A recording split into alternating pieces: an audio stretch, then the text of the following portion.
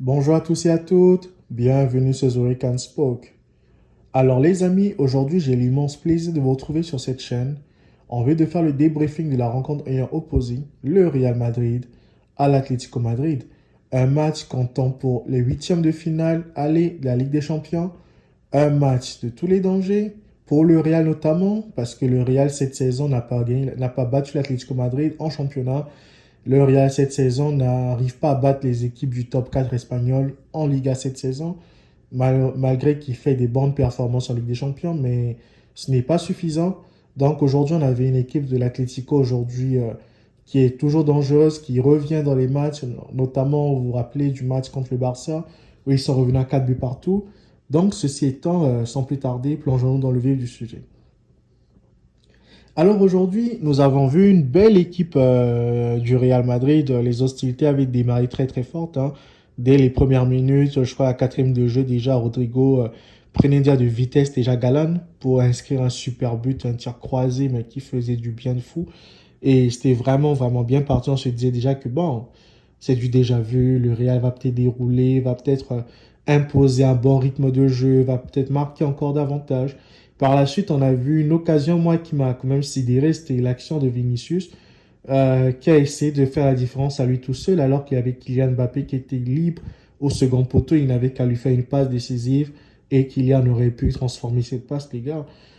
Ceci m'amène à dire que franchement, je me pose des questions de savoir si Kylian Mbappé au Real Madrid atteindra un jour le record de Cristiano Ronaldo, les gars, parce que franchement, ce n'est pas gagné, les gars, parce que faut vous souvenir que Ronaldo, quand il jouait au Real Madrid, il avait Mesut Ozil qui était à son service, il avait Marcelo qui était à son service, il avait Angel Di Maria qui était à son service. Donc les gars, quand ils avaient des occasions pareilles comme on avait Vinicius Junior, déborder, puis essayer de faire la différence à lui tout seul, à l'époque de Ronaldo, c'était inconcevable que Ozil le fasse ou que Benzema le fasse, les gars. Ils avaient toujours cherché à décaler pour que Ronaldo marque. Malheureusement pour Kylian Mbappé, il tombe dans un Real Madrid aujourd'hui avec un Vinicius Junior qui n'est pas hyper collectif, premièrement, qui deuxièmement ne pense qu'à marquer un but tout seul. Même quand il est nul dans le match, il essaye toujours de vouloir faire la différence tout seul. Et cela pose question, cela pose des problèmes pour Kylian Mbappé. On se pose la question de savoir est-ce que Kylian cette saison va pouvoir atteindre Ronaldo, même au Real Madrid, durant ces 5 années pour lesquelles il est venu au Real. Est-ce qu'il va un jour dépasser Ronaldo? Parce que en observant ce que j'observe déjà, ce n'est pas gagné du tout. Et j'espère me tromper, hein, les gars. J'espère me tromper.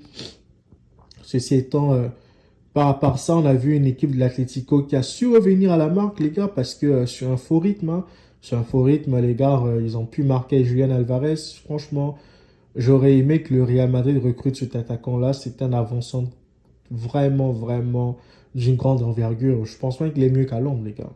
Il est mieux qu'Erling Haaland, Julian Alvarez. C'est juste qu'il n'est pas dans la même disposition qu'Haaland. Et c'est ce qui fait en sorte que, franchement, le but qu'il met à Courtois, les gars, ça me rappelle Thierry Henry à l'époque, là. À l'époque, on appelait ce genre de but à la Thierry Henry, les gars, à la TH. Tellement que c'était beau, tellement que c'était placé, tellement que c'était précis. De nos jours, ce sont des buts qui ont disparu. Mais voilà, on avait un Julian Alvarez qui a ramené ça sur le devant de la scène aujourd'hui face au Real Madrid, les gars. Et c'est pour le plus grand bien de El Cholo Simeone. Et par la suite, on a vu une équipe du Real Madrid qui s'est effondrée en première période parce que, franchement, mine de rien, l'Atlético allait l'emporter, les gars. L'Atlético était prêt de faire la différence à plusieurs reprises. Ils ont été tout proches de pouvoir marquer des buts importants. Malheureusement pour eux, le réalisme n'a pas suivi. Il a fallu des bons retours décisifs de Valverde, puis de Thibaut Courtois par moment pour empêcher ce Real Madrid de couler en première période, les gars. Et bon, comme vous le savez, c'est bien au retour de la seconde période. On a vu un bon Brahim Diaz sur un bon déboulé, les gars. Franchement, ce gars, il est prodigieux. Brahim Diaz, franchement, c'est un joueur qui est prodigieux. Il est beau à voir jouer. Il est technique, il est fin. Et les gars, il n'est plus à présenter Brahim Diaz. Ça fait déjà un bon moment qu'on parle de lui, tellement qu'il est fort ce joueur. Et c'est une très bonne nouvelle pour le Maroc, les gars, parce que le Maroc, je crois, la Coupe d'Afrique qu'elle organise en décembre, si je ne me trompe pas. Et franchement, quand tu es sur un Brahim Diaz en feu aujourd'hui, ce n'est que prodigieux pour l'équipe marocaine. Donc, c'est un peu ça. On a vu une belle équipe du Real Madrid qui a fini par l'emporter sur le score de 2 buts à 1, qui a fini par battre Yann Oblak 2 fois Les gars, c'est incroyable parce que Jan Oblak, c'est un gardien qui est particulier. Il a beau être nul contre toutes les équipes que vous voulez, les gars. Mais quand il joue le Real Madrid, Jan Oblak, c'est un monstre, les gars. Et aujourd'hui, il s'est incliné 2 fois face au Real. Et c'est pour le plus grand bien des joueurs de Madrid et des supporters madrilènes. On attend la suite au match retour la semaine prochaine. On espère voir aussi une belle rencontre. On espère assister à des belles choses. On espère que le Real Madrid ira à Wanda Metropolitano faire un beau résultat, qui vont peut-être essayer de battre l'Atlético à domicile et se qualifier pour la suite. Parce que là, Napa City, c'est de bon augure pour le Real Madrid, les gars, pour aller remporter cette Champions League. Et c'est ça. En tout cas, les amis, moi, j'ai eu du plaisir à suivre cette rencontre. J'espère que ça a été votre cas aussi. Si jamais vous avez aimé cette vidéo, que vous avez découvert cette chaîne, écoutez, les gars, abonnez-vous massivement. Et merci pour tous vos messages ces dernières semaines. J'ai pas fait des vidéos ces dernières semaines. J'étais un peu pris, les amis, je sais. J'étais vraiment pris. C'est pour ça que j'ai pas pu vous délivrer une bonne vidéo. J'ai pas pu faire des analyses des dernières rencontres. Je m'excuse notamment pour ça.